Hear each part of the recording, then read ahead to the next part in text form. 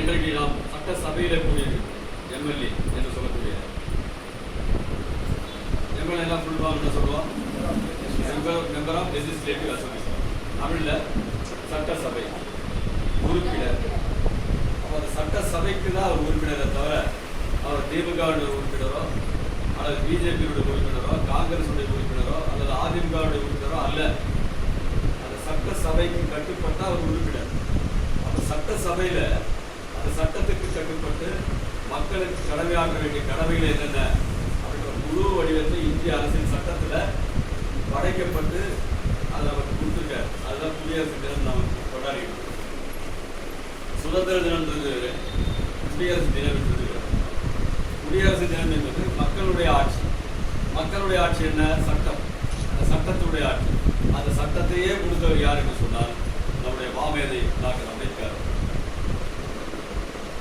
அவரை நாம் எப்படி கொண்டாடி இருக்க வேண்டும் என்று சொன்னால், அவர் மாபெரும் உலக தலைவர். இந்தியாவில் மட்டுமல்ல, பல நாடுகளில் அவருக்கு சிலை வடிக்கப்பட்டிருக்கின்றது.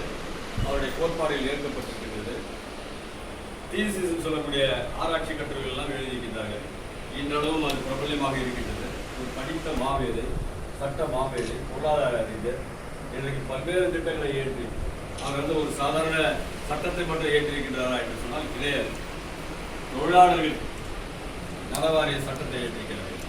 பெண்களுக்கான உரிமைகளுக்கான சட்டத்தை ஏற்றிருக்கிறார்கள். அதே போல கட்டுமானத்திற்கு நிபுணராக அவர் இருந்திருக்கிறார்கள். பல்வேறு ஆராய்ச்சிகளை அவர் செய்து இந்த சமூகம் எப்படி முன்னேறி இந்த மக்களுக்கு பயனுள்ளதாக இருக்க வேண்டும் என்ற எண்ணத்தை இரவு பகலாக கண்விழித்து கொண்டாடி இந்த சமூகத்துக்கே ஒரு பெரிய ஒரு கடவுளாக அவர் வாழ்ந்து கொண்டிருந்தார். அப்படிப்பட்ட ஒரு மாமேதையை ஒரு குறுகிய கண்ணோட்டத்தோடு நாம் பார்த்து கொண்டிருப்பது நம்முடைய மனதினுடைய ஒரு சிறு எண்ணமாகத்தான் தோன்றுகிறது. அவர் மிகப்பெரிய ஒரு மாபெரும் தலைவர். அப்படிப்பட்ட ஒரு மாபெரும் தலைவரை நாம் நினைவு போற்றக்கூடிய வகையிலே இன்றைக்கு நாம் நம்முடைய அலுவலகத்தில் இன்றைக்கு நாம் நினைவை போட்டுக் கொண்டிருக்கின்றோம். என்னை விட அதிகமாக ஈடுபாடுடைய அம்பேத்கருடைய ஒரு இளவலாக நம்முடைய வழக்கறிஞர் தங்கமணி அவர்கள் இருக்கின்றார்கள். அவருடைய உரையை நாம் இப்பொழுது கேட்க வேண்டும். அவர் ஆற்றிய பணிகள், மக்களுக்கு செய்த தொண்டு அனைத்தையும் அவர் சொல்ல நாம் கேட்க வேண்டும் என்று அன்போடு கேட்டுக்கொண்டு எனக்கு வாய்ப்பளித்த அத்தனை